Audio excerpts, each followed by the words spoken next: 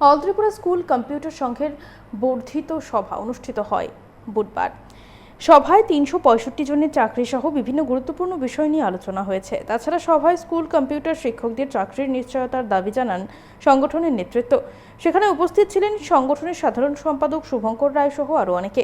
৩৬৫টি স্কুলে কম্পিউটার ল্যাবগুলো গোদামঘরে পরিণত হয়েছে, অথচ সরকারের কোনো ভূমিকা নেই, এই বলে ক্ষোভ উগরে দেন শুভঙ্কর রায়। আমরা শুনবো ঠিক কি জানাচ্ছেন তিনি।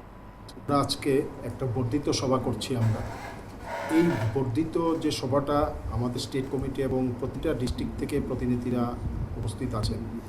এটার মূল লক্ষ্য হলো যে এই রাজ্যে কম্পিউটার শিক্ষা নিয়ে এটা নতুনভাবে কিছু বলার নেই। আপনারা আগেও জেনেছেন বা আপনারা অবগত আছেন যে এই রাজ্যে কম্পিউটার শিক্ষাটা শুরু থেকে আজ পর্যন্ত কি অবস্থায় আছে।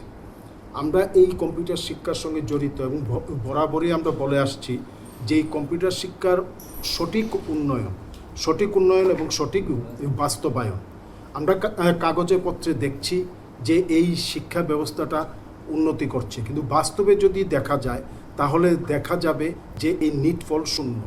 তার প্রকৃষ্ট উদাহরণ হলো 2021 সাল থেকে এই যে কম্পিউটার শিক্ষাটা চালু হয়েছে 4টি ধাপে 1079টি স্কুলে হয়েছিল। তার প্রথম ধাপ 365, সেন্ট্রাল গাইডলাইন অনুযায়ী 5 বছরের প্রজেক্ট ছিল এবং 5 বছর পর স্টেট গভর্নমেন্ট অ্যাডপ্ট করতে পারে, এটা স্টেট গাইডলাইনে দেওয়া আছে।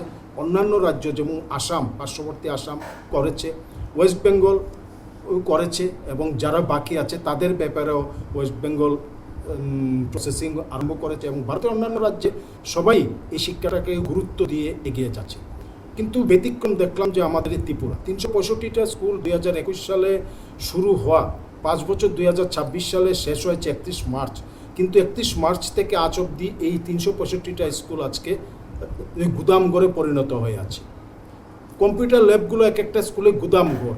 তো এই গুদামঘর যে পরিণত হলো তাতে কি সরকারি টাকা অপচয় হয়নি?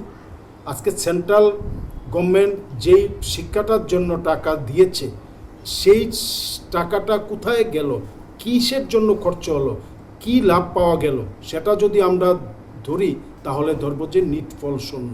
লাভের লাভ হয়েছে যা থার্ড পার্টি এজেন্সির মাধ্যমে 5 বছরে যারা এই শিক্ষা ব্যবস্থাটাকে চালিয়েছেন ওনারা মাঝখান থেকে লাভ করেছেন লাখ লাখ টাকা এবং কতিপয় আমলা এই থার্ড পার্টিকে কাজ দেওয়ার জন্য উঠে পড়ে লাগেন প্রজেক্ট শেষ হওয়ার পরে। ওই আমলারারও কি লাভ কি ক্ষতি তা আপনারা সহজেই অনুমান করতে পারেন। আজকে আমরা অল ত্রিপুরা স্কুল কম্পিউটার শিক্ষক সংঘের পক্ষ থেকে আমরা ওই 365টি স্কুলে কী কারণে ল্যাবগুলো গুদামঘরে পরিণত হয়ে বন্ধ হয়ে আছে, ছাত্রছাত্রীরা কম্পিউটার শিক্ষা থেকে বিচ্যুত হয়ে আছে, এই শিক্ষার সঙ্গে যারা প্রশিক্ষক ছিলেন 5 বছর শিক্ষকতা করেছেন স্কুলের সঙ্গে তাল মিলিয়ে, 5 বছর পর তাদেরও আশা ছিল যে ভারতবর্ষ অন্যান্য রাজ্যের মতো আমরাও একদিন সরকারি তত্ত্বাবধানে যাব, হয়তোবা আমাদেরও মুখে হাসি ফুটবে, কিন্তু বাস্তবে দেখা গেল সব কিছুই